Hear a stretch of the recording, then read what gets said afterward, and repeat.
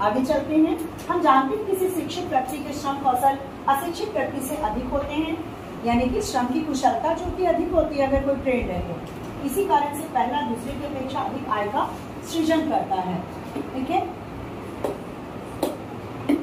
मतलब एक अनस्किल्ड व्यक्ति स्किल्ड व्यक्ति से ज्यादा आगे नहीं बढ़ पाता। उसकी आय अगर 1000 में है तो अगर जो ट्रेंड है बिल्कुल कुशल है उसकी आय 50,000 होगी। तो ये आय अर्जन में भी इफेक्ट करता है। आर्थिक समृद्धि में उसका योगदान क्रमशः अधिक होता है। किसका अधिक होगा? जो कुशल होगा, शिक्षित होगा। शिक्षा पाने का प्रयास केवल उपार्जन क्षमता बढ़ाने के लिए नहीं किया जाता, बल्कि उसके और भी अधिक मूल्यवान लाभ है। शिक्षा लोगों को उच्चतम सामाजिक स्थिति की गौरव प्रदान करती है।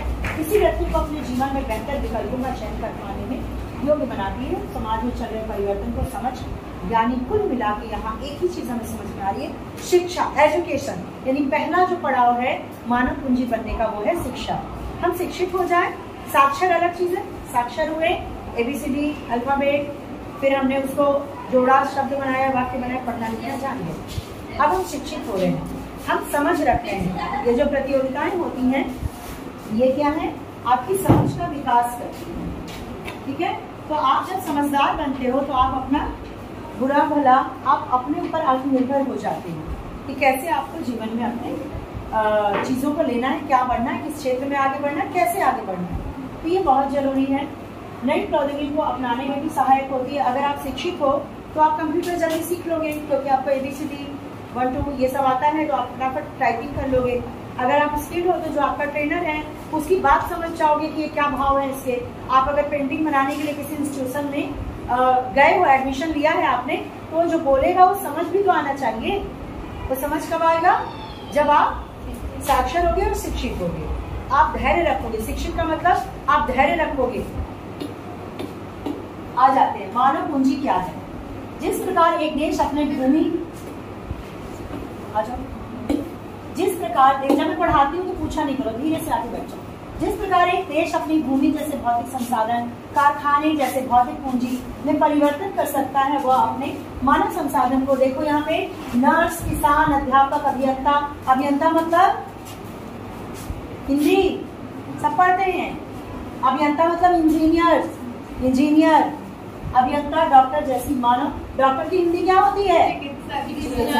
जैसी मानव पूंजी में भी परिवर्तित कर सकता है। मानव पूंजी तब बनते हैं जब हम स्किल्ड हो जाते हैं। जब स्किल्ड होकर हमने इलाज किया, सर्जरी की, स्किल्ड होकर हमने पुल बनाए, सड़क बनाए, स्किल्ड होकर हमने कॉलेज में जाके, यूनिवर्सिटी में जाके पढ़ाया, स्किल्ड होकर हमने बुटीक खोल लिया, स्किल्ड होकर हमने कई चीजें हम बनते हैं जब, तो वो मानव पूंजी हम कहलाएंगे। ठीक है, योग्य व्यक्तियों के रूप में अधिक होती है जो पहले स्वयं प्रशिक्षित हो चुके हैं, प्रोफेसर आदि के रूप में कार्य करने योग्य हो। दूसरे शब्दों में हमें अन्य मानव पूंजी, नर्स, किसान, अध्यापक, डॉक्टर, इंजीनियर आदि को तैयार करने के लिए शिक्षकों, प्रशिक्षक के रूप में बेहतर मानव पूंजी की आवश्यकता होगी। शिक्षक सभी को बनाता। आप में से कई लोग इंजीनियर बनेंगे, डॉक्टर बनेंगे, नर्स बनेंगे, टीचर बनेंगे। उसको बनाया किसने? हमारे यहाँ से ही गुजर के गए। तो हमें प्रशिक्षकों की और शिक्षकों की ज्यादा जरूरत होती है। एंड हम खुद भी मानव पूंजी हैं। इसका अर्थ है कि हमें मानव संसाधन को मानव पूंजी के रूप में परिवर्तित करने, यहाँ पे देखिए मानव संसाधन है, इसको मानव पूंजी के रूप में परिवर्तित किया जाता है। हम संसाधन के रूप में हैं। जैसे कि आटा पड़ा हुआ है, वो संसाधन है। उसका बिस्किट कब बनेगा? जब उसमें प्रोसेस होगा, जब उसमें हम ट्रेनिंग उसको देंगे उस आटे को, भैया आप गोल हो जाओ, भैया आप जाओ अवन में, अब तुमको फूलना, मतलब समझ रहे हो। इसी तरह हम एक मानव को लिया, आपको लिया, आप संसाधन हो, आप कच्चा माल हो। मान लो आप कच्चा माल हो, आप मानव पूंजी बन जाओगे।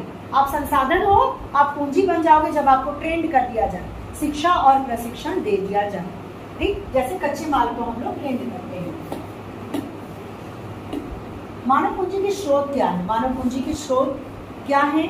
शिक्षा है, प्रशिक्षण। आगे हम लोग पढ़ेंगे कि कैसे मानव पूंजी बन सकता है। एक मानव पूंजी में कैसे कन्वर्ट होगा। तो स्रोत क्या है? क्या वो किसी देश की आर्थिक समृद्धि, वहाँ की मानव पूंजी में कोई संबंध होता है? बिल्कुल होता है। ज्यादा से ज्यादा डॉक्टर रहेंगे, इंजीनियर रहेंगे, टीचर, तमाम मानव पूंजी में रहेंगे लोग, तो फिर आय भी तो ज्यादा होगी, देश की समृद्धि होगी, देश की ज्यादा। मानव पूंजी के निर्माण का संबंध मनुष्य के सर्वांगीण विकास है, जिसे आमतौर पर मानव विकास के रूप में जाना जाता है। क्या यानी मानव पूंजी क्या पूरा डेवलपमेंट है या केवल आय है? हमने बताया था 2 मित्रों की कथा। एक जो थे करोड़पति थे, लेकिन वो लाइफ स्टैंडर्ड नहीं था, स्टैंडर्ड ऑफ लाइफ उनके लाइफ में नहीं था। तो वो सर्वांगीण विकास, मानव पूंजी का मतलब सर्वांगीण विकास ही होता है। सर्वांगीण का मतलब इंटीग्रेटेड, यानी होल डेवलपमेंट। आप लाइफ स्टाइल अच्छी है, आप पहनते साफ सुथरा हो, आपका स्वास्थ्य अच्छा, आपकी बुद्धिमत्ता अच्छी है, ये सारी चीजें बेटा एक दिन में डेवलप नहीं होती। तो आज ये प्रश्न सारे इन्होंने किए। अब उसके बाद अगला है मानव पूंजी के निर्माण में सरकार की क्या भूमिका हो सकती है। सरकार की भूमिका हो सकती है, बिल्कुल हो सकती है। समझ में आ रहा है, डॉक्टर बनेंगे या प्रशिक्षण लेंगे, जैसे सरकार ने ही ये विद्यालय प्रोवाइड कराया, आप बैठे हो यहाँ पे और मेरी बातों को सुन रहे हो और कुछ अर्जित कर रहे हो, कुछ अर्न कर रहे हो इससे, तो सरकार की भूमिका है। सरकारी अस्पताल, सरकारी कार्यालय, सरकारी स्कूल्स बोलते हैं। तो ये सारे प्रश्नों को हम लोग आगे लेके चलेंगे कल इसको डिटेल में। आज की डेट में आपने ये तो जाना कि आप मानव पूंजी बन सकते हो, बनने के लिए आपको आगे तक जाना होगा।